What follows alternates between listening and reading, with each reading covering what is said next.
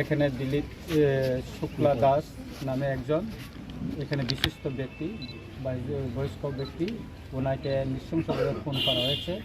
এখানে এলাকার কিছু সন্ত্রাসী ওনাকে খুন করা হয়েছে। আমি খবর পেয়েছি একটু দেরিতে, সেই জন্য আজকে চলে আসলাম এই পরিবারে। আমি খুবই ব্যথিত যে আমার রামচন্দ্র বিধানসভা কেন্দ্রে আমি ওনাকে রক্ষা করতে পারলাম না। আমি পরিবার এবং এলাকাবাসীকে কথা দিচ্ছি, হয়তো 2 তারিখের পরে সন্ত্রাসীরা এখানে আর থাকবে না, চলে যাবে।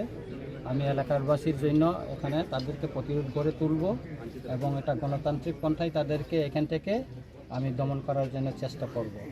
কেননা আমরা সবাই চাই রামচন্দ্রঘাট বিধানসভা কেন্দ্র নির্বাচনে জিরো ভায়োলেন্স আমরা করে দিয়েছি এবং আমরা কথাও দিয়েছি, আমরা আরও কেউ কথা দিয়েছি, পুলিশ প্রশাসন কথা দিয়েছে আমরা জিরো ভায়োলেন্স করার জন্য।